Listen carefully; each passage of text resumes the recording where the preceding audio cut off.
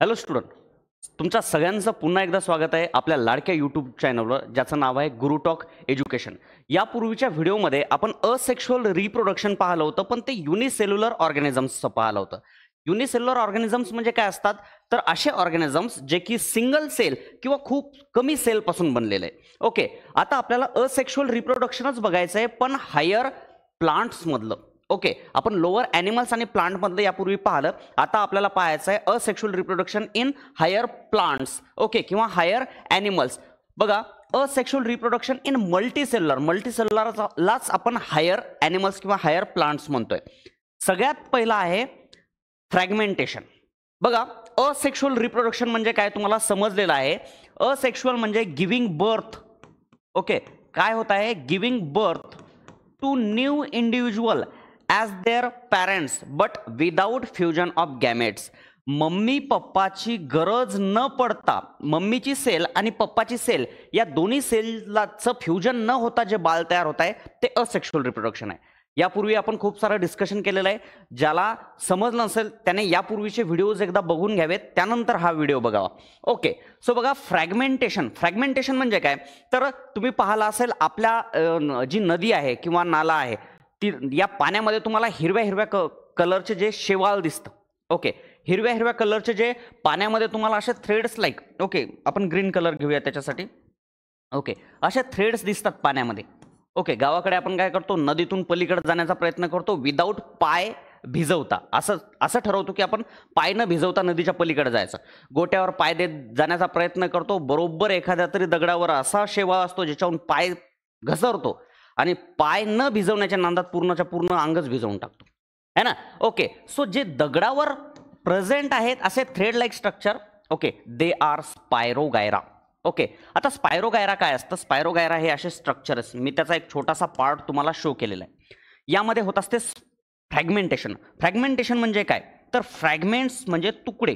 Okay, जर चुकून बघा पाण्यामध्ये वेगवेगळे ॲक्वॅटिक ॲनिमल्स आहेत, फिशेस आहेत, बर्ड्स पण येऊन जातात तिथे, किंवा मग फ्लो आहे पाण्याचा, या सगळ्या गोष्टीमुळे काय होऊ शकते, याला कुठेतरी तुकडे पडू शकतात याचे.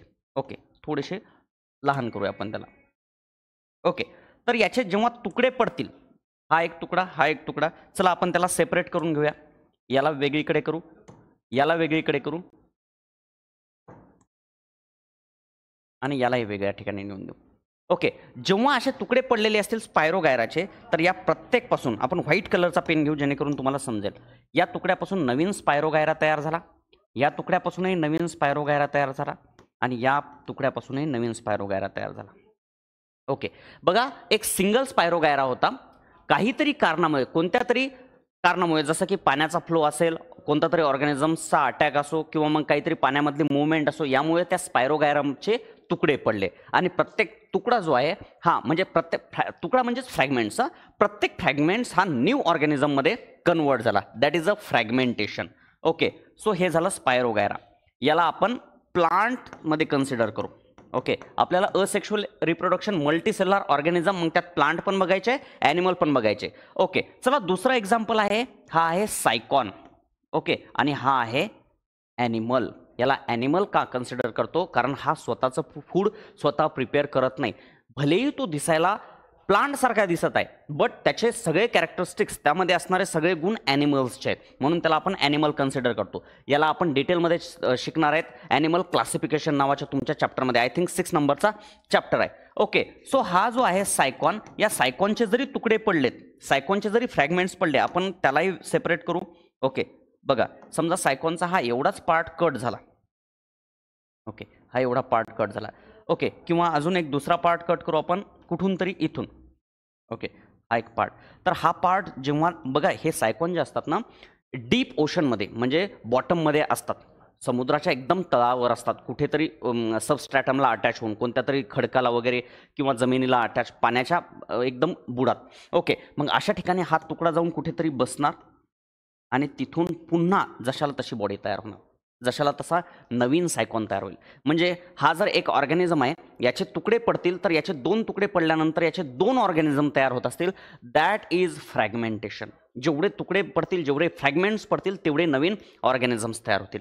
That is a fragmentation. Next आहे आपल्याकडे असेक्शुअल रिजनरेशन. रिजनरेशन म्हणजे काय? एखादा बाळ बघा इथे एक्झाम्पल दिलेलं आहे लिझार्ड टेलचं, म्हणजे आपल्या घरातली जी पाल आहे ओके, तिला तिच्या कोणी जरी मागे लागले असं स्नेक म्हणा किंवा कोणता तरी असा म्हणजे शिकारी तिच्या मागे लागला असेल तर ती काय करते? स्वतःची टेल लिव्ह करून टाकते, सोडून टाकते. ओके, तर तशी तिच्यामध्ये ॲबिलिटी आहे. बघा आता जी ही लिझर्ड आहे आपण हिला असं काढूया. ओके, हिने हिची टेल लिव्ह केलेली आहे, सोडली, पण आता ती लाईफ टाईम राहिलेल्या पूर्ण लाईफमध्ये बिना टेलची राहणार आहे का? नाही. तर ती काय करणार आहे? नवीन टेल रिजनरेट करणार आहे, नवीन टेल तयार करणार आहे, कारण तिथं रिजनरेशन करणाऱ्या सेल होत्या. पण असं झालेलं आहे का या टेलपासून नवीन लिझार्ड तयार झाली का? नाही. ओके, बघा इथं टेल जी आहे, लिझार्डला टेल तर तयार झाली, बट त्या टेलला नवीन पार्ट लिझार्ड तयार झाली नाही. ओके, सो या रिजनरेशनला म्हणतात लिमिटेड रिजनरेशन. ओके, तिथं काहीतरी एक लिमिट आहे ग्रोथची. बट असे काही ऑर्गॅनिझम आहेत लाईक प्लॅनेरिया. हा जो प्लॅनेरिया आहे, प्लॅनेरियामध्ये असे म्हणजे प्लॅनेरिया हा एकदम मायनर ऑर्गॅनिझम, एकदम छोटासा, जर आपण त्याला कट केलं किंवा कोणत्या तरी दुसऱ्या कारणाने तो जर कट झाला, बघा जर हा प्लॅनेरिया असा वेगवेगळ्या 3 पार्टमध्ये कट झाला, जसं आपण स्पायरोगायरामध्ये पाहिलं होतं, सेम कंडिशन आहे. बघा हा प्लॅनेरिया मी इथे घेतोय, हा दुसरा पार्ट मी इथे घेतोय आणि तिसरा पार्ट इथेच ठेवू.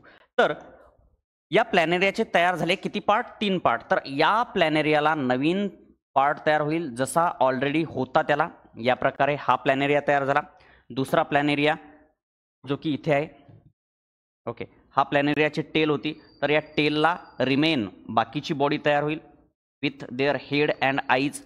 ओके, आणि हा मधातला जो बॉडीचा पार्ट होता, या बॉडीच्या पार्टलाही बाकीचा पार्ट तयार होईल. म्हणजे बघा 3 तुकडे झाले होते, तर यापासून 3 वेगवेगळे प्लॅनेरियाज तयार झाले. ओके, लिझार्डच्या बाबतीत तसं झालं नाही. लिझार्डने फक्त काय केलं? स्वतःची टेल रिजनरेट केली. ओके, बाकीचा पार्ट रिजनरेट केला नव्हता. बट प्लॅनेरियाच्या बाबतीत प्लॅनेरियाला जेवढे काही त्याचे तुकडे झाले, ओके, बघा जर अल्गीच्या बाबतीत असेल किंवा स्पायरोगायराच्या बाबतीत असेल, त्याला फ्रॅगमेंटेशन म्हणलं होतं. ही प्रोसेसही तशीच आहे, फक्त ही रिजनरेशनची प्रोसेस आहे. यामध्ये जशाला तशी पूर्ण बॉडी पुन्हा रिजनरेट होत आहे. That is the regeneration. Okay, आता नेक्स्ट पार्ट पाहूया. नेक्स्ट आहे आपल्याकडे बडिंग. ओके, बडिंगमध्ये काय आहे? कोणताही ऑर्गॅनिझम असेल, लिव्हिंग ऑर्गॅनिझम, त्या लिव्हिंग ऑर्गॅनिझमवर एक आउटग्रोथ तयार होईल. आउटग्रोथ म्हणजे काय?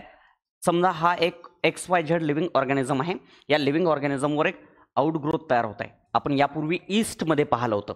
ईस्टमध्ये हा ईस्ट आहे, ईस्टमध्ये एक ग्रोथ व्हायला लागली. ही ग्रोथ स्लोली ग्रो झाली आणि इक्वल झाली पॅरेंटसोबत. नंतर यामधलं न्यूक्लियसचं डिव्हिजन झालं, अर्धा न्यूक्लियस यामध्ये, अर्धा न्यूक्लियस यामध्ये, आणि इथून डिटॅच झाला आणि नवीन ऑर्गॅनिझम तयार झाला होता.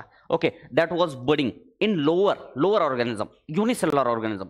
पण मल्टीसेल्युलरमध्ये काय होते? मल्टीसेल्युलरमध्ये हायड्रा नावाचा ऑर्गॅनिझम आहे. यामध्ये काय होणार? हा हायड्रा आहे. हायड्रामध्ये कुठेतरी ही हायड्राची डर्मल लेअर, हायड्राच्या बॉडीची लेअर आहे. या बॉडीच्या लेअरवर स्लोली कुठेतरी अशी ग्रोथ व्हायला लागेल आणि ही ग्रोथ हळूहळू इन्क्रीज व्हायला लागेल. म्हणजे ही ग्रोथ अशी वाढत गेली.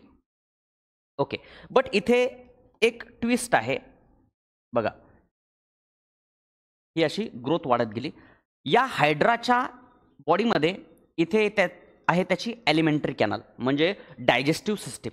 ओके, ही डायजेस्टिव्ह सिस्टीम काय करणार? डायजेस्टिव्ह सिस्टीम इकडे पण ग्रो होईल या ग्रोथमध्ये, या पद्धतीनं.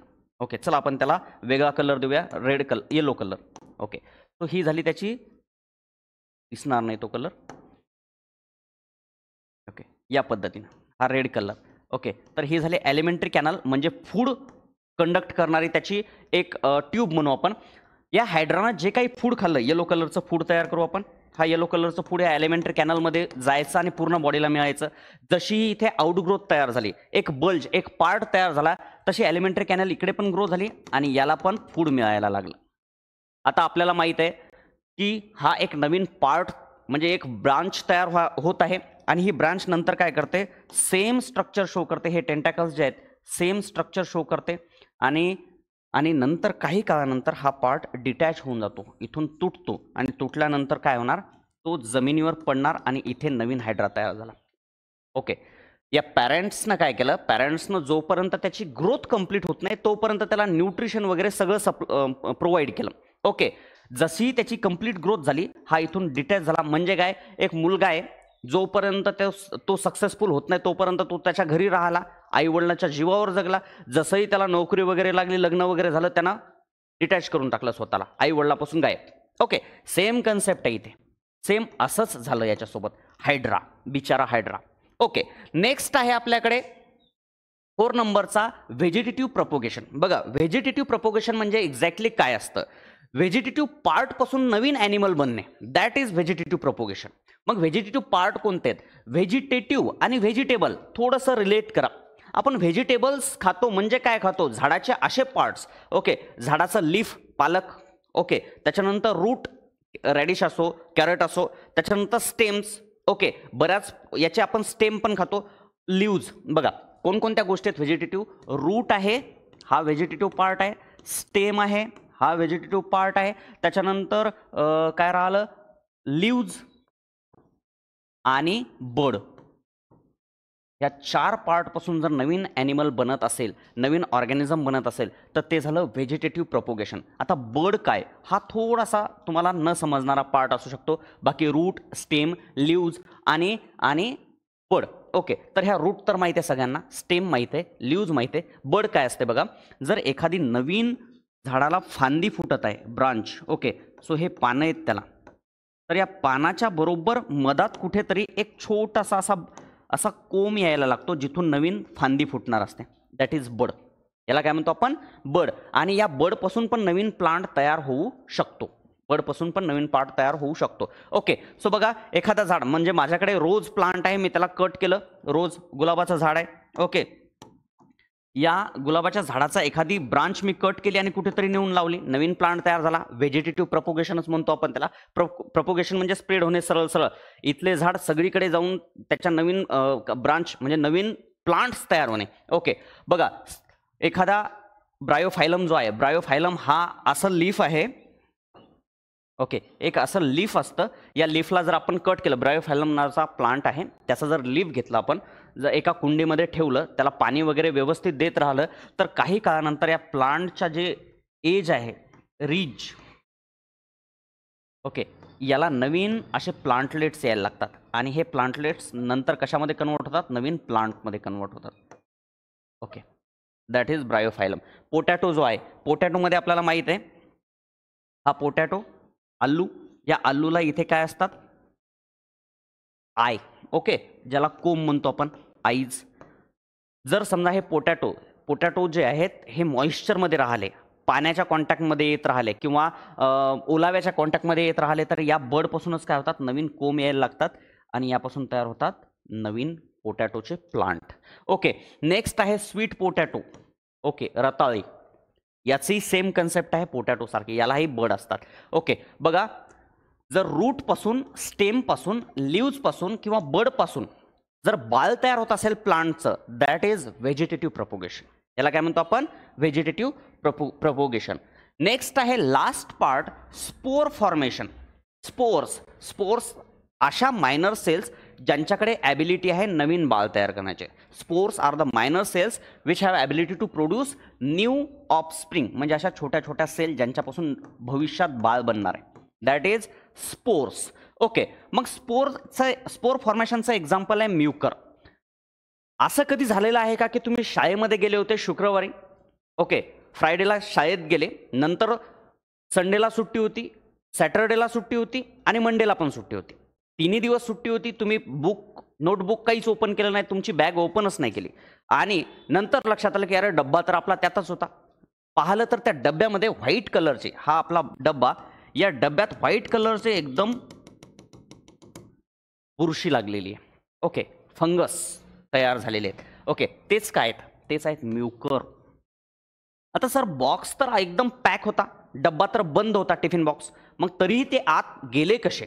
ओके, तर बघा, जर समजा ही ब्रेड आहे, या ब्रेडवर काय होत आहे?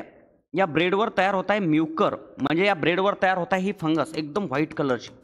तुम्ही बघत असेल लेदरचे जे हे असतात आपले बेल्ट वगैरे, या लेदरच्या बेल्टवर पण हा सगळा पार्ट आपण पाहतो, किंवा कोणत्याही ऑर्गॅनिक मटेरियलवर हे फंगस तयार होत असतात.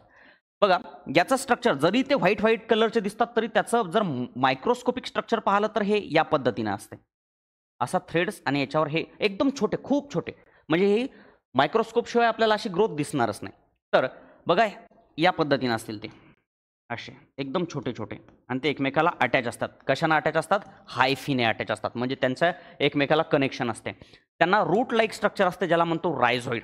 त्यातून ते काय करतात? मॉइश्चर ॲब्झॉर्ब करतात आणि हे अशा असं स्ट्रक्चर असते, याला म्हणतो आपण स्पोरॅन्जियम. आणि स्पोरॅन्जियमच्या वर जे आहे स्पोर प्रोड्युसिंग पार्ट असतो, ज्यामध्ये तयार होतात छोटे छोटे स्पोर. आणि हे स्पोर जे आहेत म्हणजे कशाचे? ते फंगसचे स्पोर हे एअरमध्ये असे पसरलेले असतात. सध्या आपल्या अवतीभोवती पण खूप सारे ते स्पोर आहेत. म्हणजे मी जर बॉक्स लावत आहे, ही जर बॉटल आहे माझ्याकडे, या बॉटलच्या आत पण खूप सारे काय आहेत? छोटे छोटे स्पोर गेलेले असतील. ओके, फक्त एवढं आहे की याला ओपन ठेवावं लागेल, तेव्हा कुठे ते स्पोर आत जातील. ओके, तर बॉक्स जो टिफिन बॉक्स आहे तो लावते वेळेसच आत ते म्युकरचे स्पोर्स गेलेले असतात, ज्यामुळे काय झालेलं आहे? ज्यामुळे त्याच्यामध्ये फॉर्मेशन ऑफ फंगाय झालेली आहे. म्हणून आपली ब्रेड असेल, आपली भाकरी असेल किंवा लोणचं असेल, याच्यावर फंगस वाढलेला असतो, कारण हवेमध्ये असणारे स्पोर. ओके, चला, तर इथे आपलं व्हेजिटेटिव्ह आय मीन आपलं जे मल्टीसेल्युलर ऑर्गॅनिझममध्ये असेक्शुअल रिप्रोडक्शन आहे ते क्लिअर झालेलं आहे.